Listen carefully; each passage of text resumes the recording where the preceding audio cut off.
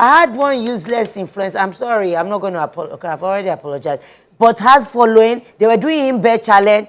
And I also want to give kudos to Patrick's speech. They're turning 20 years. April is the Autism Awareness Month, though increasingly and rightly so, it's being called Autism Acceptance Month. There is a difference.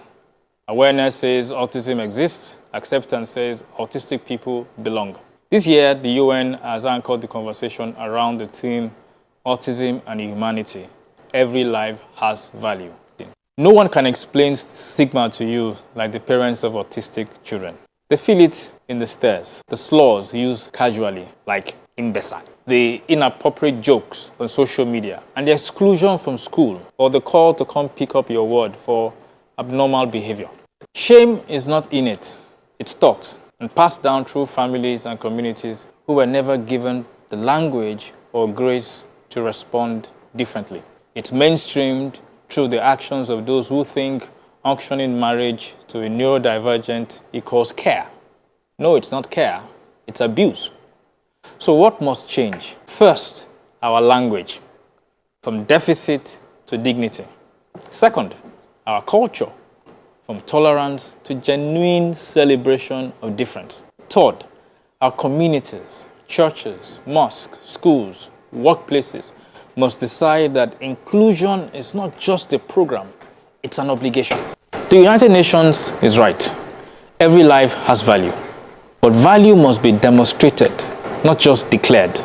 It's demonstrated in the classroom that makes room, in the congregation that doesn't stare nor demonize, in the neighbor who shows up, and in the boss that understands. Stigma ends when ordinary people decide that different is not less. Inclusion is about accommodation. You don't have to put me in a separate room because I'm different.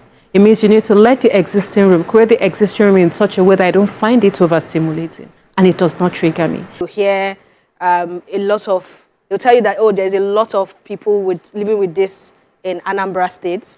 And then there's this idea that, oh, all of them are into blood money, so that is the child. That, you know, that is the kind of stigma and conversation that has been around this for a very long time. So how do we get the information if people don't come forward to say this is what it is? And if you don't have the data, how do you solve the problem? Well, right? So it's like Elsie and Zuma said, the core thing here is more of the fact that we need to do more awareness, we need to raise more awareness. And we need to raise it in such a way where the people, especially young people, understand. All these content creators, how do you create structure where you bring this into the conversation, the podcast?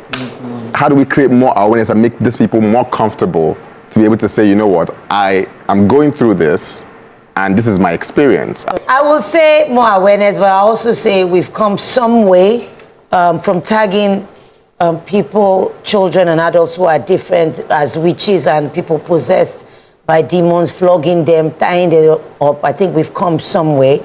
And I also want to give kudos to Patrick's speech. They're turning 20 years. Yes. I think this month, Dotun Fowora, we're in school together. She's done a lot in that space. I also believe that we still need to do a lot more in terms of inclusion, not just children or adults with autism, but people who are physically challenged. I was watching a video on social media about some people that if you don't have two legs, you're on a wheelchair, how do you get up to a building? There are no ramps. And you're talking about social media. I had one useless influence. I'm sorry, I'm not going to apologize. Okay, I've already apologized. But has following, they were doing in-bed challenge. I called out the person. The children and the adults of Petition on X started abusing me that, oh, I hate him because he has more money than me. Like, use your platform for good.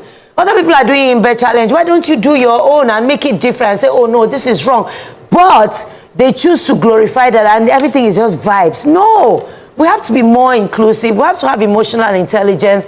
There are people whose lives, this is a reality, day in, day out. And so somehow we have to find it in ourselves to just bring everybody together and give them a chance to live. Because some of these children and adults, the skills they have, we, the supposed normal, we can't even comprehend it. So, yeah, definitely more awareness, more acceptance and inclusion. We say that every life has value. We don't just say it, but we demonstrate it. We walk the talk.